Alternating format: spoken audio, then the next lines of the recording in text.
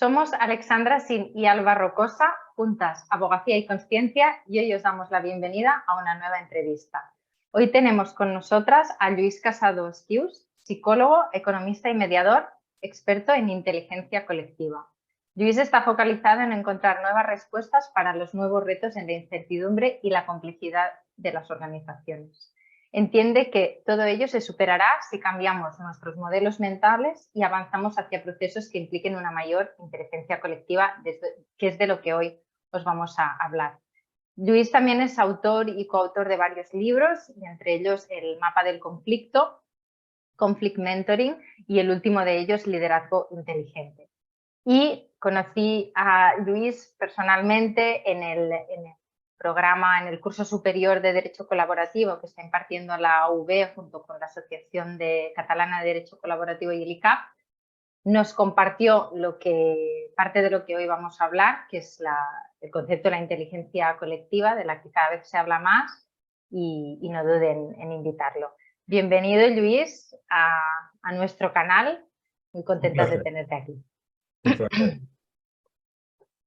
Bienvenido, como decía Alba, es un placer pues compartir este ratito contigo y que nos cuentes un poco de tu experiencia y bueno, qué es esto de la inteligencia colectiva. Así que empezamos. Lluís, cuéntanos cómo empezó tu andadura en el mundo profesional, porque tienes un perfil bastante completo que ha pasado por varias áreas y eso seguro que bueno, enriquece la conversación.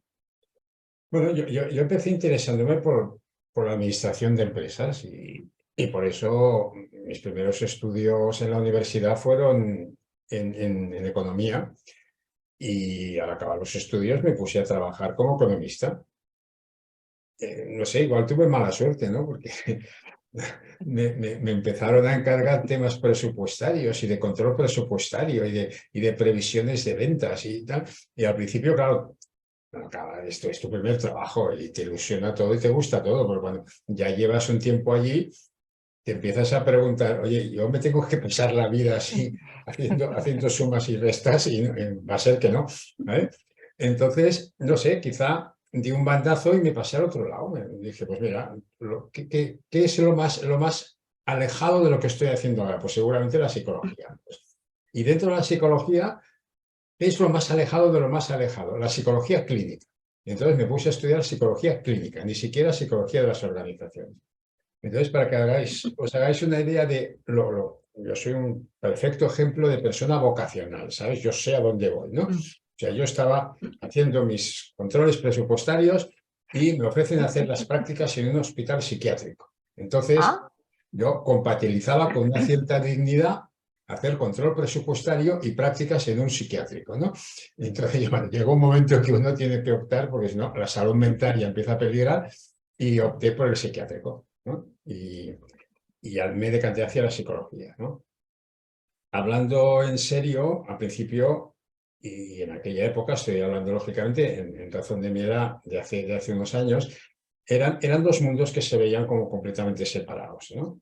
Con el paso del tiempo y como que llegó un momento en que me empecé a dedicar a la consultoría en organizaciones, pues poquito a poco se fueron acercando otra vez en el mundo de la administración de empresas y el mundo de las relaciones humanas, y bueno, acabaron confluyendo y bueno, y seguramente que me acabara interesando por el conflicto, pues tiene que ver con la psicología y tiene que ver que el conflicto, si me lo miro desde el punto de vista de economista, es uno de los atentados a la cuenta de explotación más directas que hay en las empresas, ¿no? O sea, que te lo miras ese lado, te miras ese otro, y es un tema fundamental. De ahí pues pasas a ver, pues bueno, qué se puede hacer ante los conflictos.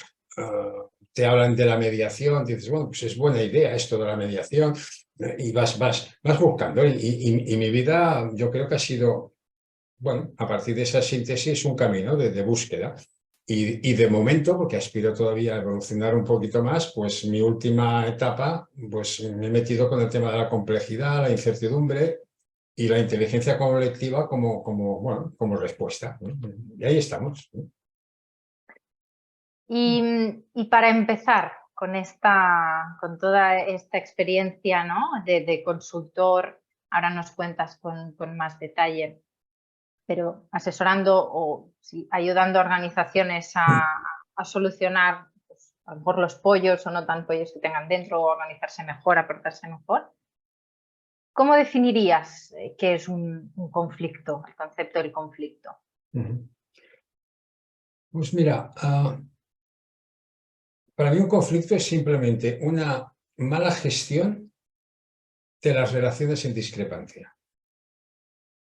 No tiene ninguna connotación peyorativa el conflicto. O sea, de la misma manera que uno puede no llevar muy bien, pues, yo qué sé, pues la economía de su casa y no tener cuidado con lo que gasta, hay que aprenderlo, ¿no? Pues en el tema del conflicto para mí es lo mismo. El problema, y no solo las organizaciones, en la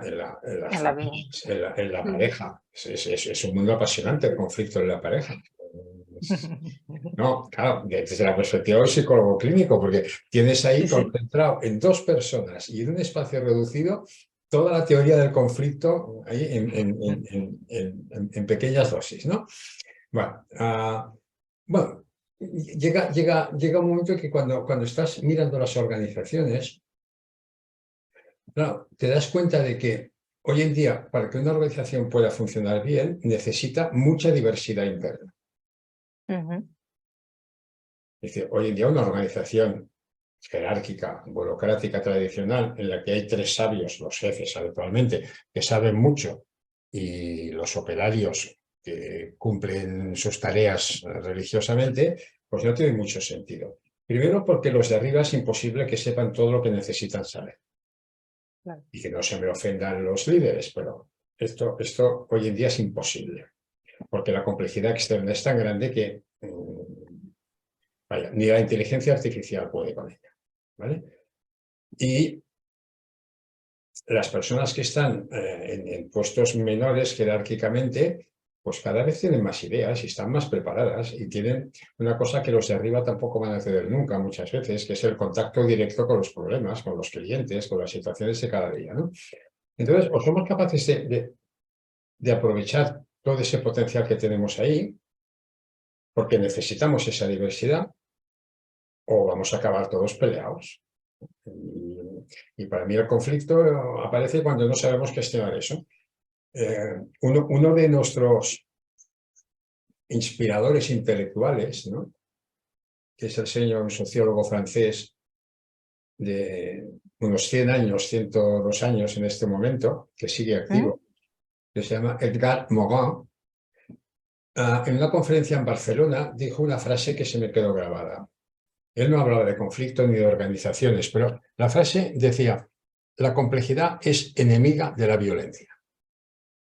Y la violencia es enemiga de la complejidad. Es decir, si asumimos la complejidad, no necesitamos la violencia. La violencia, el conflicto, sirve para reducir la complejidad. Es decir, si vosotras dos y yo no estamos de acuerdo en algo, podemos hacer 2 cosas. Podemos hablarlo o podemos intentar convencernos el uno a la otra de que tú estás equivocada. Es decir, vamos a reducir la complejidad, vamos a eliminar una de las alternativas. Y si yo soy el jefe, gano yo, porque te doy una orden. Si tú eres la jefa, ganas tú porque me das la orden. Pues mal. Mal, porque yo voy a salir de tu despacho, si eres mi jefa, pensando que no se entera.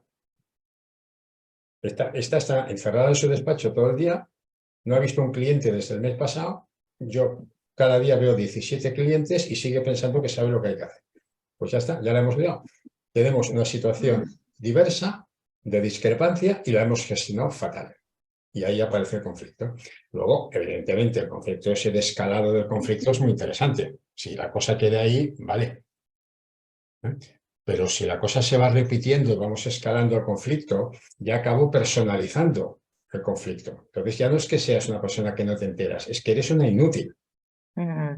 Claro, ya entenderse con una inútil es más difícil que entenderse con una jefa que no se acaba de enterar, ¿vale? Y si después de inútil ya te promociono a mala persona, entonces ya el pronóstico va a empeorar muchísimo, ¿no? Entonces, yo creo que el conflicto tiene mucho que ver con eso, con la complejidad y con no ser conscientes de que hay mucha diversidad interna en las organizaciones, por lo tanto, mucha discrepancia.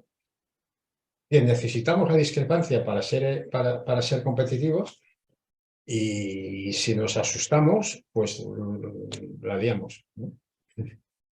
Para mí esa es la... Explicado así parece muy fácil, luego, claro, hay que hacerlo, ¿no? Ya.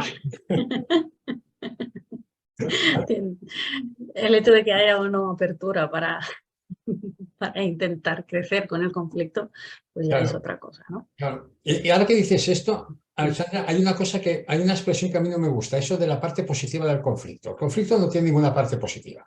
La que tiene parte positiva clarísima es la discrepancia, ¿vale? Pero si tú y yo nos enfadamos, a mí que me expliques dónde está la parte positiva, ¿vale? Ya. Ahora, que tú y yo sepamos discrepar bien y que crezcamos el uno y el otro, gracias a nuestra discrepancia, eso sí que tiene su gracia. Es otra cosa. Claro, pero Sí. discrepancia, conflicto serían lo mismo, lo que en el conflicto nos hemos enfadado y en la discrepancia nos estamos respetando, podríamos decir, ¿no? Claro, ahí está la diferencia. Estamos comunicando. Si es una cosa que cuestiona lo que yo pienso, yo puedo hacer dos cosas. Pensar, estás equivocada, y si tengo buena relación contigo, te lo explicaré, y si tengo mala relación contigo, iré a por ti, ¿vale? O no hace falta que tenga mala relación contigo, si estamos compitiendo por un recurso escaso. O sea, Claro. tenemos que hacer méritos ante el jefe, por ejemplo, pues yo quiero que quede claro que el listo del equipo soy yo, no eres tú, ¿vale? Esa es una opción.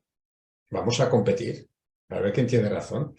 La otra opción es, oye, Alba, me ha sorprendido mucho lo que has dicho, ¿me lo puedes explicar más? Yo no, pero sin cinismo, ¿eh? O sea, de verdad, con interés de escucha. O sea, no me lo había planteado nunca desde ese punto de vista.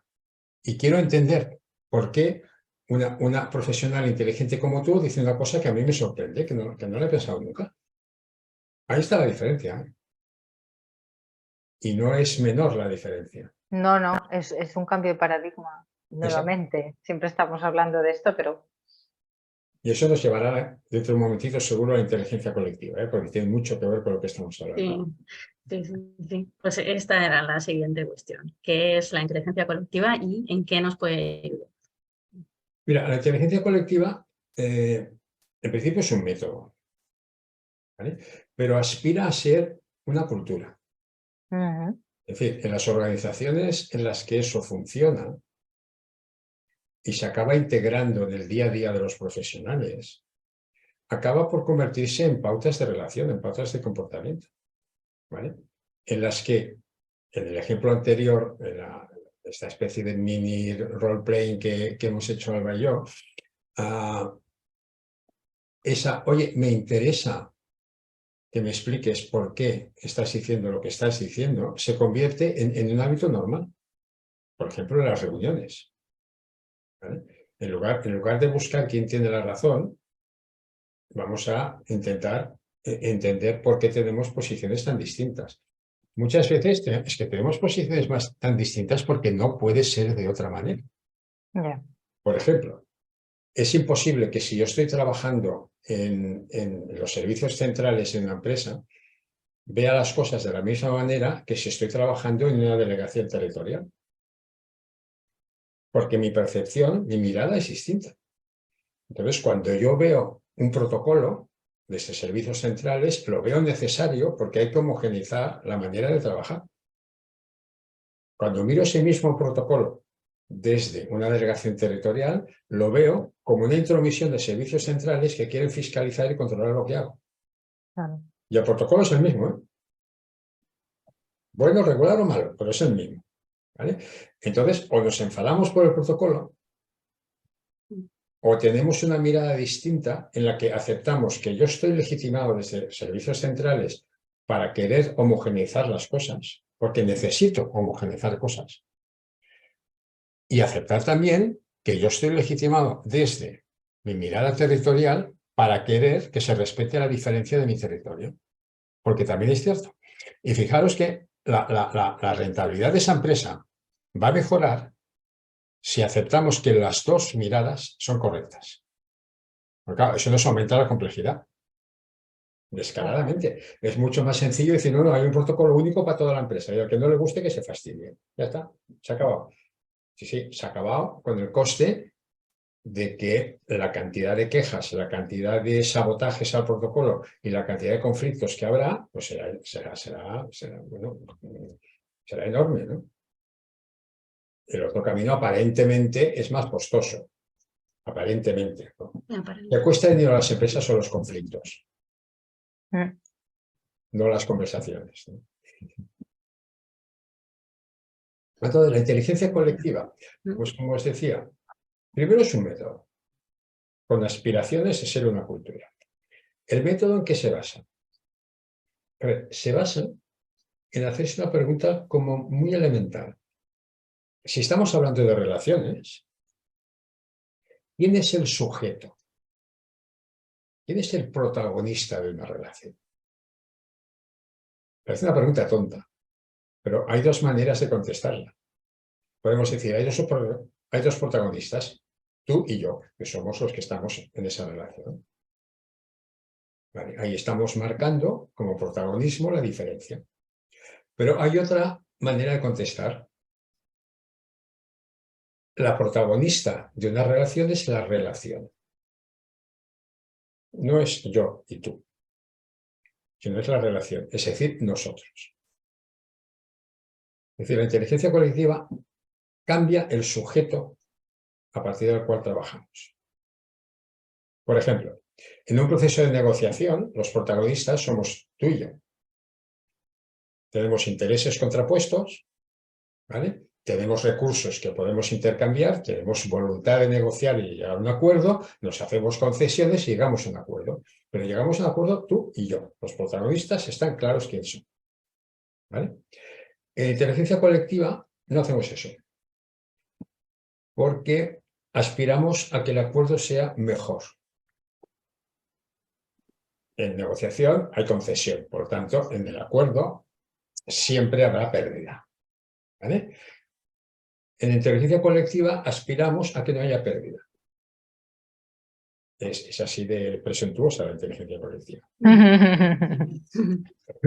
Pero para conseguir eso, primero tenemos que construir el nosotros. Es decir, que los protagonistas que se enfrentan al dilema, a la discrepancia, ya no seamos tú y yo, sino que seamos nosotros tres.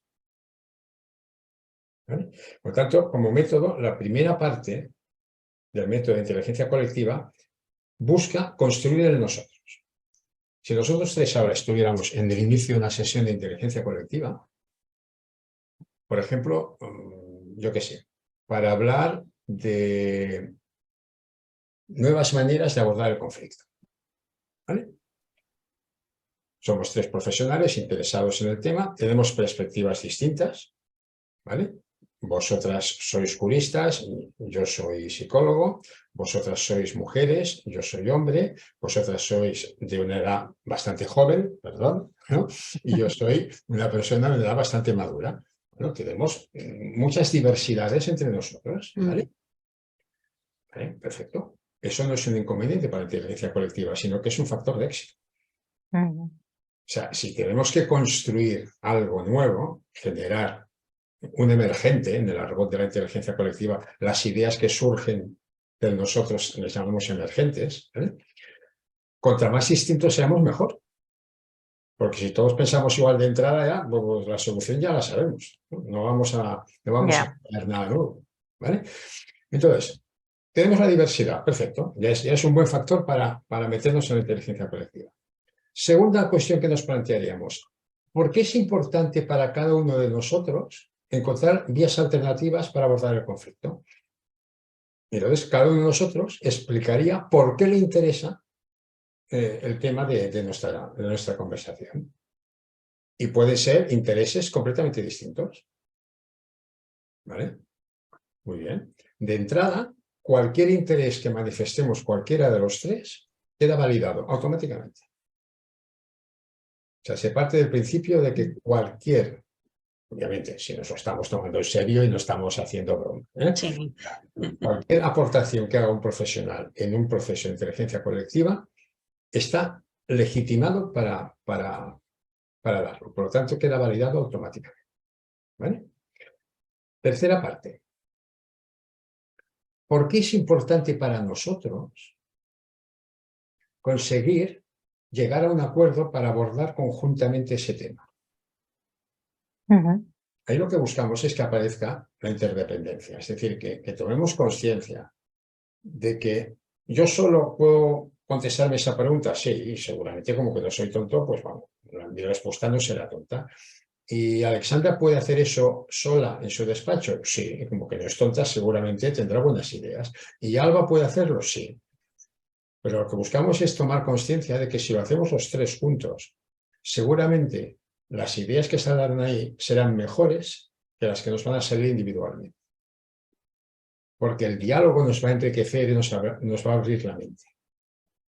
La inteligencia colectiva, y esa es una experiencia que todos hemos tenido, aunque no le hayamos llamado inteligencia colectiva, esas conversaciones en las que tú estás escuchando a un compañero, a un colega, y estás pensando, ostras, lo que está diciendo, me está sugiriendo tantas cosas, en las que yo hace 10 segundos no había pensado, ¿eh? Pero gracias a lo que me está diciendo esta persona, se me está abriendo la cabeza. ¿Vale? Y cuando yo le manifiesto eso a esa persona, digo, oye, me has hecho pensar en tal cosa y en tal otra. Eso es inteligencia colectiva, espontánea. ¿Vale? El método lo que pretende es ayudar a que eso pase más y más frecuentemente, por decirlo de alguna manera, ¿no? Entonces, es muy importante que compartamos la finalidad, porque es importante para nosotros eso. Claro. Otra pregunta de construcción de nosotros, ahora no me voy a alargar porque hay muchas preguntas ahí que se pueden utilizar, ¿no? Es, por ejemplo, ¿qué puedo aportar yo al grupo? Más que qué necesito de vosotras, ¿qué puedo aportar al grupo? ¿A qué me comprometo ante el grupo? Esa es una pregunta potentísima. Porque lo que yo voy a aportar solo lo puedo hacer desde mi experiencia, desde mi perspectiva. Y yo sé que eso va a ser aceptado de entrada. Ni es más importante ni menos que lo que puedas aportar. Entonces, vamos construyendo un mosaico en el que vamos compartiendo la finalidad. Fijaros que hablo de finalidad, no de objetivos. Los objetivos los fabrica el grupo. No están decididos a priori. Lo que está decidido a priori es el tema y la finalidad genérica. Luego, si queremos ir hacia aquí o hacia allá, los objetivos los vamos a decidir nosotros. ¿Vale? Pero aquí para diferenciar finalidad, por ejemplo, o sea, claro, el objetivo sí tenemos claro, hay que conseguir esto o no, hay que llegar a un acuerdo sobre... Pero finalidad y objetivo tampoco están tan distintos, ¿no? No, es un tema de argot. O sea, vale. Finalidad, por ejemplo, para explicarme más fácilmente, ¿no? En el ejemplo de antes, finalidad tendría que ver cómo estamos aquí porque a los tres nos interesa explorar maneras alternativas de afrontar conflictos. Sí. Y cuando digo maneras alternativas me refiero no a los métodos alternativos conocidos, más allá de la negociación, más allá de la mediación, más allá de... ¿Vale? Y eso nos interesa a los tres por motivos distintos que los vamos a explicar. ¿Por qué estoy yo aquí? Es una buena pregunta también de inteligencia colectiva. ¿Qué me ha traído aquí? Y que sepáis por qué yo quiero compartir con vosotras un tiempo y un espacio, ¿no? ¿Vale? Entonces, la finalidad sería esa. Luego, es el grupo el que dice, mira, oye, ¿qué tal si nos focalizamos en la mediación? Y vamos a explorar cómo se puede llevar más allá la mediación. O, y eso ya sería un objetivo, ¿vale? O vamos a focalizarnos, yo qué sé, en el colaborativo, ¿no? El derecho. Sí. O queremos integrar, yo qué sé, algunos aspectos de resolución de conflictos familiares, ver qué camino tienen en el ámbito penal. Dices, Andrea, pero qué locura. Bueno. Sí, abramos a ver qué pasa. ¿Nos interesa? ¿Podemos aportar alguna cosa? Pues vamos a explorarlo y si sale, sale, ya está. Entonces, finalidad es un poco el motivo por el que estamos aquí, ¿no? Y los objetivos el grupo los va construyendo para ir focalizando el debate, porque si no sería una tertulia aquello, ¿no? Claro. ¿Vale? Entonces, como veis, la primera parte del método tiene que ver con el protagonismo, lo tiene que tener en nosotros y por lo tanto vamos a construir nosotros.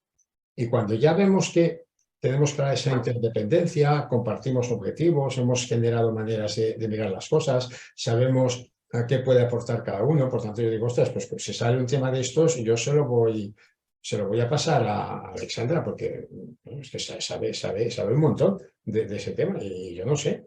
Por lo tanto, lo que ella diga yo lo voy a escuchar, ¿vale? Y a lo mejor voy a jugar el papel del no experto.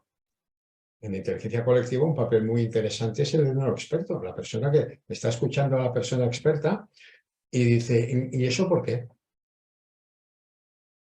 ¿No? O sea, otro experto, hay cosas que nunca le va a preguntar, porque son obvias, ¿no? Bueno, pues Exacto. la pregunta ingenua es importantísima en inteligencia colectiva.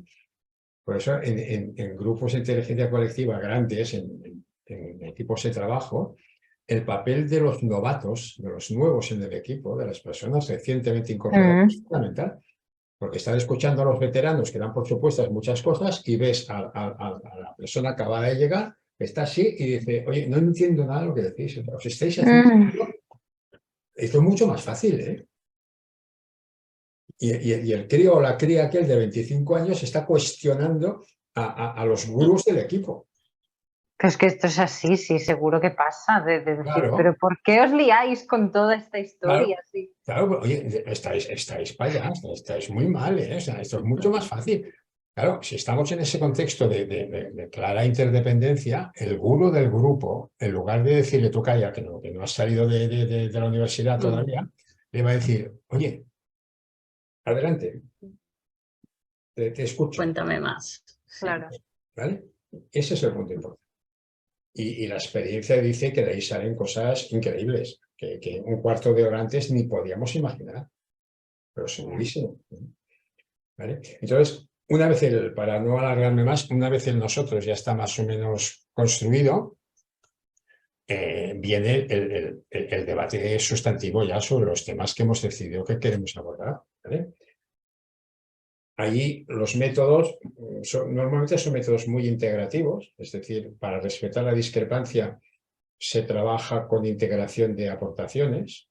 ¿Vale? Yo lo veo blanco, yo lo veo negro. Vale, pues no vamos a hacer, pues mira, gris y así todo el mundo contento. No, no. Vamos a ver por qué es blanco y vamos a ver por qué es negro. Porque en el mundo complejo una cosa puede ser blanca y negra al mismo tiempo. Ya. Esa frase también es de Edgar Morin, no es mía. ¿Eh? Es decir, en la complejidad una cosa puede ser cierta y falsa al mismo tiempo. O puede ser correcta e incorrecta al mismo tiempo.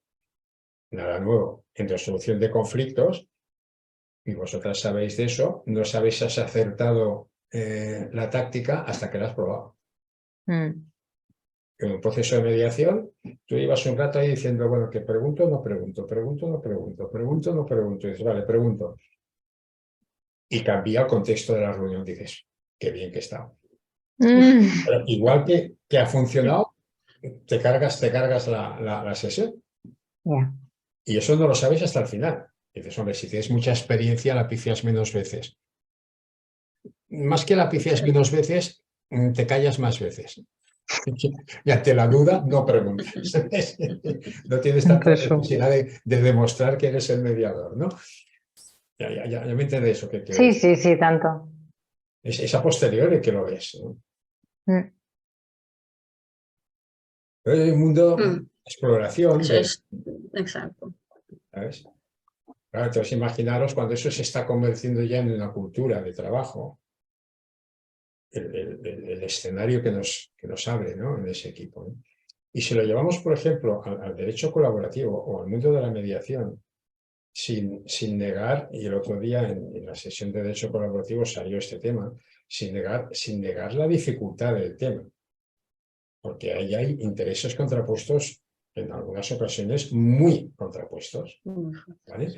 Y necesitamos que vean las ventajas del tema 4 partes, no 2. O sea, ahí hay una parte, la otra parte, el abogado de la primera parte y el abogado de la segunda parte. Son 4 personitas, cada uno con sus manías y su manera de ver las cosas, ¿vale? Y o juegan los 4 a lo mismo o no hay inteligencia colectiva, ¿vale? Este es uno de los puntos débiles de la inteligencia colectiva. Nada más que haya uno de los 4 que no quiera jugar, no hay inteligencia colectiva posible.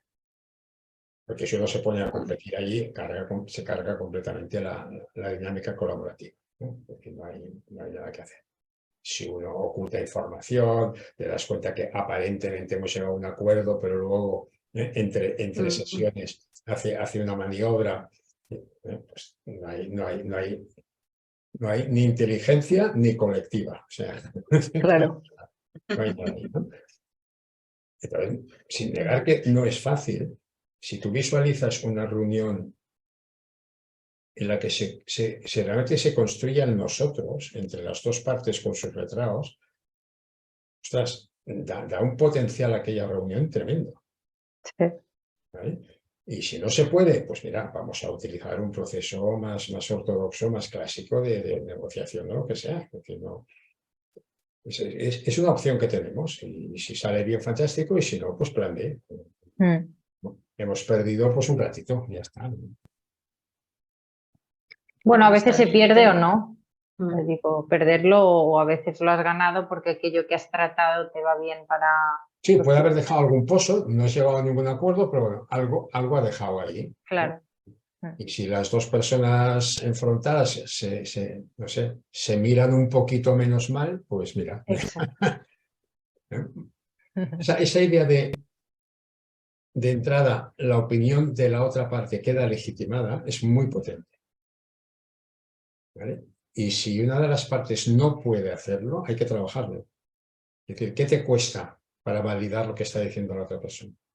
No, pues que eso no es verdad, tal.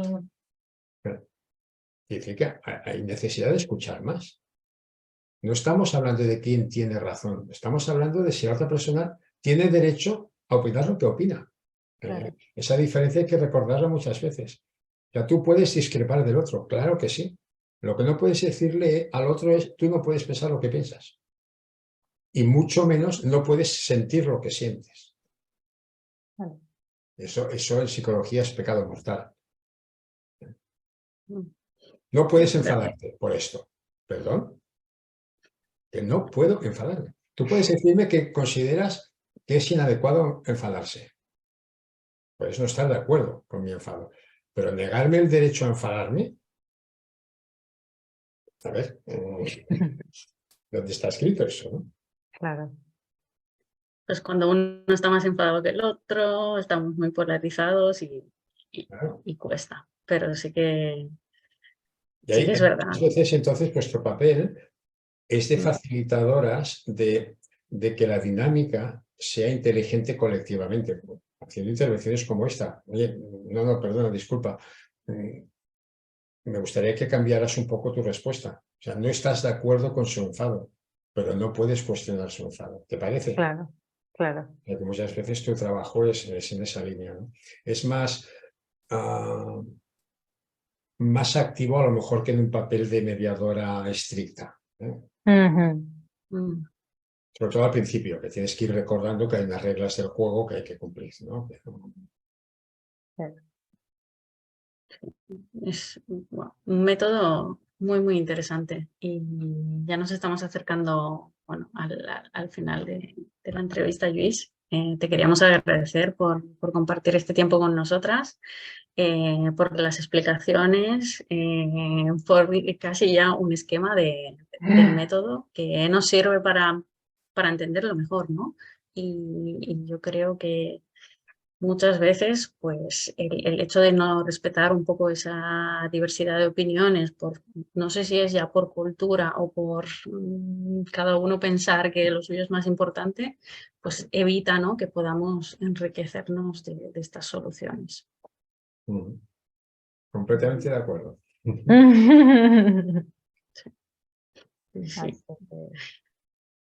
Muchísimas. Bueno. Muchas gracias, Lluís. A vosotras, ya, bueno, sobre todo Alba, que ya estuvo charlando un poquito, ya sabe que a mí el encuentro interdisciplinar me encanta, ¿no? Porque es justamente cuando aprendes, ¿no? Claro, también, es diverso, no somos, sí. Yo lo que me cuentan psicólogos especialistas en inteligencia colectiva ya me lo sé, es decir, interesantes lo que me podéis contar vosotras. Y para nosotras igual también, porque al final los abogados nos basamos mucho en tecnicismos, en lo jurídico, en la reforma laboral, en la jurisprudencia, pero como no, digamos, profundizamos o ni entramos a veces en todo esto, que es esta facilitación, este escuchar, esto, pues al final nos nutrimos de psicólogos y de personas como tú en este caso, que esto lo tenéis muy Es un cambio de paradigma, brillado. como decíais antes, es decir, y que ya ha empezado con la mediación, la idea del comediador con especialidades distintas, va en esa línea. Entonces, es mucho suponer que un profesional puede hacerse cargo de toda la complejidad de un proceso de mediación en que van a aparecer ahí temas, yo qué sé, si es una mediación familiar, ¿vale? Dices, aparentemente es muy simple, sí, pero te aparecen temas fiscales, te aparecen temas de custodia de los hijos, De todo.